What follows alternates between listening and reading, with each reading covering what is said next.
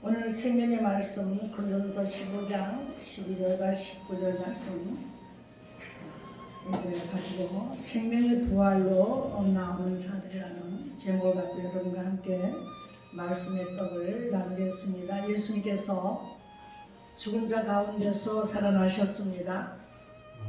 바로 성경의 권위는 바로 부활에 있는 것입니다.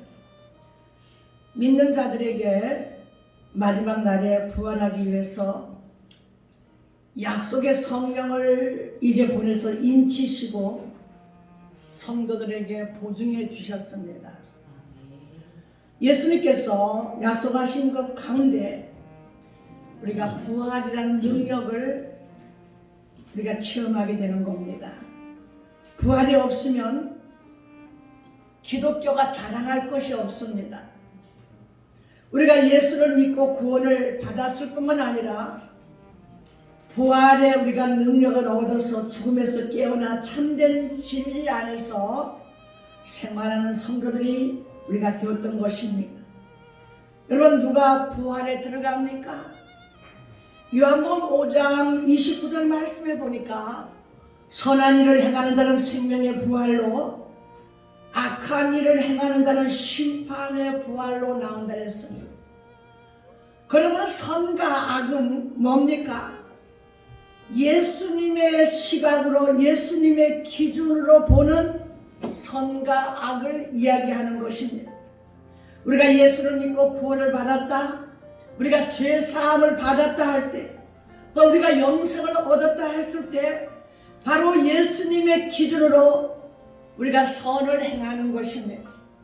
그러면 주님이 오시는 날에 이 생명의 부활로 다 나오는 자가 되는 것입니다. 악한 것을 행하는 자는 바로 무엇입니까? 무가치한 것들을 행하는 자들이라 했습니다. 예수를 안 믿고 예수를 안 받아들입니다. 또 예수님께서 악한 것들은 예수 안 받아들인 유대 종교자들뿐만 아니라 예수를 안 받아들이는 모든 인류에게, 예수를 영접하지 아니하고 예수를 나의 구세주로 받아들이지 않는 모든 것들이 악한 것들이요 무가치한 것들이라는 겁니다. 여러분, 잠시 후에는 나오지 말라 해도 다 생명의 부활로 나오든지 심판의 부활로 나오든지 나오지 말라도 나오게 되어 있는 것입니다. 자, 예수님의 관점에서 볼 때는 예수를 믿느냐 안 믿느냐 예수님의 기준으로 우리가 보는 것입니다. 윤리도덕은 선과, 그런 윤리도덕의 선과 악이 아니라 예수님의 관점에서 어떤 것이 선이고 어떤 것이 악이냐 이거예요. 우리가 예수를 받아들이고 구원의 은혜를 입고 우리가 계속함을 입어서 영원한 생명을 얻은 자들은 생명의 부활로 다 나오는 자들인 것입니다. 여러분, 부활이 뭡니까? 부활이 뭐예요? 부활, 사람들이 좀 믿지 않은 사람들이 여러분에게 부활절이라는 게 부활이 뭡니까? 하고 물어보면 여러분들이 무엇이라고 대답합니까? 아니, 부활이죠. 병아리가 안에서 나오는 거, 안에서 병아리가 나오는 거, 그게 부활이에요? 부활이 뭐예요? 죄에서 생명으로 옮기는 겁니다. 여러분, 아나스타이라는 말은, 헬라어로 아나스타스이라는 말은 위로, 아나라는 말은 보호자 위로 서서 올라가는 거. 내가 지난번에 가르쳐 줬는데 또 잊어먹었죠. 부활은 위로 서서 올라가는 거, 올라감, 위로 서서 올라감이 아나스타신입니다. 보호자 위라는 말은, 위란 말은 아나예요. 아나, 하나님이 앉아 계신 보호자 위로 서서 올라가는 거예요. 이게 부활인 겁니다. 여러분, 마지막 날에 여러분 다 주님의 음성을 듣고 저 보호자 위에 계신 예수님을 향해 부활해서 올라가는 존재가 되시길 예수 이름으로 축복합니다. 여러분, 마태복음 12장 28절 말씀해 보세요. 수고하고 무거운 짐진 자들아 다 내게로 오라, 내가 너희를 쉬게 하리라 그랬어요. 그러면 여러분 우리는 어디서 쉬게 합니까? 예수님께서 우리가 무겁고 수고로운 모든 무거운 짐자들 다 내게로 나오라 내가 너희를 쉬게 하리라 하는데 어디서 쉬웁니까? 쉼이 어디에 있습니까? 예수님이 말씀하는 쉼은 어디에 있습니까? 내가 너희를 쉬게 하리라 했는데 바로 예수님은 보좌 위에서 쉬는 것을 내가 너희에게 주리라는 말씀인 겁니다. 내 신랑이 있는 그 왕자, 그 보좌에 가서 신부가 거기 가서 쉬는 겁니다. 인류는 다 죄악의 무거운 짐을 지고 있고 율법의 짐과 사망의 짐과 저주의 짐과 태어날 때부터 이 모든 죄짐을 지고 있습니다. 그래서 인생의 종착역 나를 향하여 너희들이 오너라.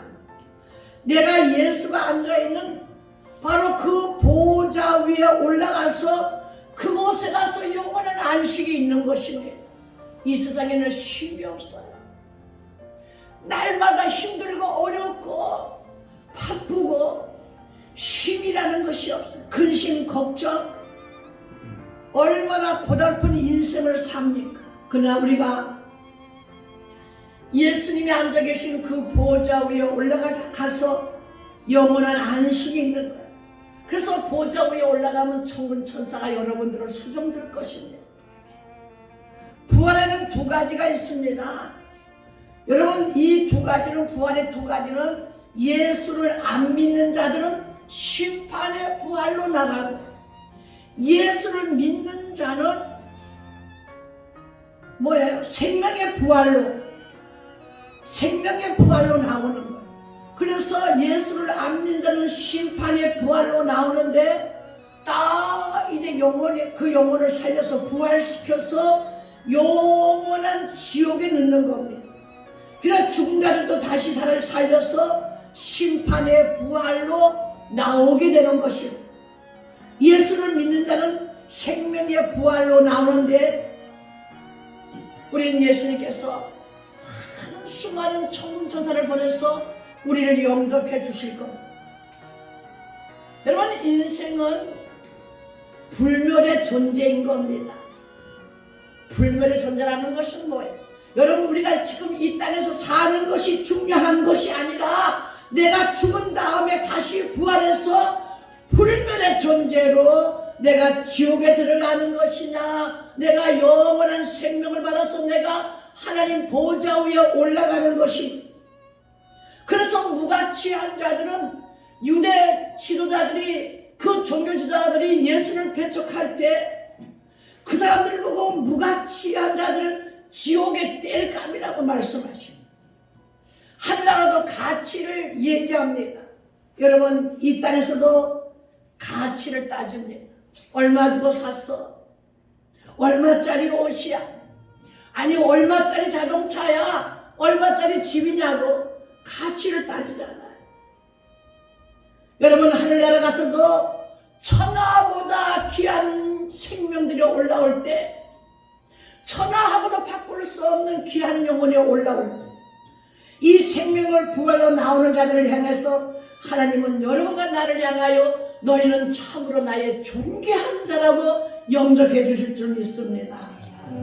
우리가 마태복음 13장에 보면 비유의 말씀이 나옵니다. 이 비유의 말씀은 우리가 정말 또 읽어도 정말 귀한 비유의 말씀이에요. 여러분들 오늘 집에 들어가서 다시 한번 이 마태복음 13장의 비유를 8가지 비유를 잘 여러분 읽으시고 묵상하시길 바랍니다. 왜냐하면 여러분 8가지 비유 중에서 7번째 비유가 나오는데 그 비유는 천국은 마치 밭에 감춰진 보화와 같다 그랬어요. 그리고 사람이 이것을 발견한 후에는 숨겨두어서 숨겨두고 너무 기뻐해서 돌아가서 자기의 소유를 다 팔아서 그 밭을 샀더라 그랬습니다. 그런데 그 8번째를 보니까 마태복음 13장의 51절과 52절에 그 8번째 비유를 보니까 마지막 비유가 나오는데 이 모든 것을 너희가 깨달았느냐 하고 묻고 있습니다.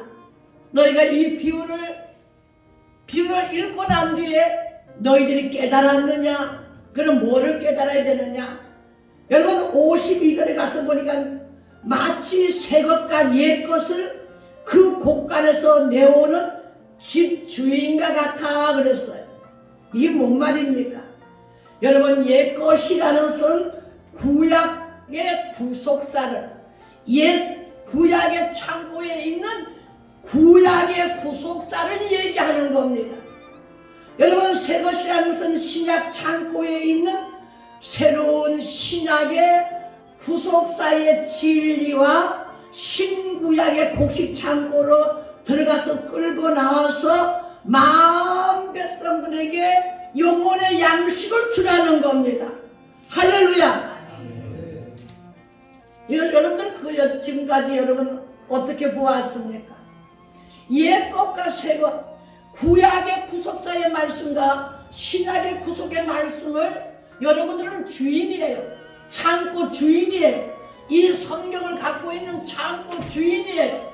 이 말씀에 있는 모든 것을 끌고 나와서 만백성에게 복음을 선포하고 나누어 주라는 겁니다. 여러분 구약의 4,000년 동안 쌓아둔 곡식 창고와 신약의 2,000년 동안 곳간에 쌓아둔 곡식 창고에서 마음껏 끄집어내서 생명의 양식을 나누어 주라는 것. 그것을 우리에게 곡식 창고를 주는데 거기다 곡식 창고를 여는 뭘까지 주었어요? 열쇠까지 줬어요. 열쇠까지. 키까지. 마태복음 16장에서 내가 천국 열쇠를 너에게 주리니 할렐루야? 줬잖아요. 옛 4,000년 동안 곡식 창고에 모든한 구약 구속사와 2,000년 동안 곡식 창고에 모든한 구속사의 이 비밀의 창고 문을 열 수 있는 열쇠를 내가 너에게 천국 열쇠를 주노니 우리가 천국 열쇠를 받았으면 신구약의 곡식 창고에 그 모든 것을 나에게 주었어요. 이제는 열쇠까지 주었으니 열어야 되는 우리가 성경을 볼 때 하나님의 시각으로 보라는 거예요. 하나님의 시각으로. 우리에게 밭을 주었는데 이 성경밭에다가 구속사의 진리를 묻어 두었는데 옛 것과 새 것을 묻어 두었다는 겁니다. 여러분 예수가 없는 인생들의 행위는 여러분 이 세상에서 아무 가치가 없는 것입니다. 예수가 없는 인생들이 행위가 예수 앞에는 아무 가치가 없는 거예요. 예수는 안 받아들이면 예수님은 악한 존재를 보는 것입니다. 아무리 명예가 대단한 사람이고 아무리 재산이 많고 여러분 권세가 있고 권위가 있다 할지라도 하나님은 다 지옥의 땔감으로 보낸다는 겁니다. 그래서 유대 종교 지도자들에게 예수를 배척한 사람들을 다시 살려서 불쏘시개로 써버리는 거예요. 그래서 주님의 음성을 듣고도 안 나오면 너희들은 심판의 부활로 나올 자들이다. 예수님께서는 여러분 죽을 권세와 죽일 권세와 살리는 권세가 그에게 있는 거예요. 그래서 마지막 날 우리 모두가 썩지 아니할 것으로 부활할 것인데 우리가 하늘나라 갈 때는 이 세상의 티끌 같은 것으로 가는 것이 아니야. 내가 이 세상의 것을 아무리 움켜쥔다 할지라도 그것을 갖고 하늘나라 들어가는 것이 아니야. 여러분 우리가 입고 가야 할 옷이 있는 겁니다. 요한계시록 19장에 보니까 빛나고 깨끗한 세마포 옷을 이제 입게 하셨는데 세마포들은 성도들의 옳은 행실이라 했어요. 주님이 인정해주는 칭의에 오신 겁니다. 내가 과거에 아무리 악한 잘못을 했다 할지라도 내가 주 앞에 나와서 회개하고 참회하고 예수님의 그 보혈의 피로 내 죄를 다 닦고 난 뒤에는 내가 구속함을 입고 영원한 생명을 얻게 됐고, 하나님은 구약과 신약에 있는 창고요, 이 창고에 있는 이 모든 곡식의 그 모델한 곡식의 곡간의 열쇠까지 나에게 맡기시고, 또 거기다 나에게 치유의 옷을 입혀서 나를 하나님께서 부르시는 것. 그래서 우리는 세상에 첫 번째 세상에 있을 때는 티끌 같은 육신을 위해서 떡을 먹었지만, 우리가 하나님 주일날에는, 거룩한 주일날에는 하나님 앞에 나와서 영의 양식을, 하나님의 영의 양식 말씀을 우리가 먹어야 되는 것. 이 세상에 육신으로 있을 때 우리가 꼭 사야 할 것이 있어요. 여러분 돈 있습니까? 사야 할 것이 있어요. 사야 할 것이 있어요. 무엇을 사야 하느냐? 돈 주고 사는 것이 아니라 믿음으로 사는, 마태복음 13장 밖에 우리는 보화를 사야 되는 겁니다. 할렐루야. 옛 것과 새 것, 신구약의 말씀을 내가 갖고 있어야 돼요. 사람이 떡으로만 사는 것이 아니라 하나님 입에서 나오는 말씀을 갖고 살아야 한다고 우리에게 말씀하고 있는 겁니다. 예수님의 말씀은 곧 영혼의 양식입니다. 하나님께서 우리에게 율법과 계명을 주었죠.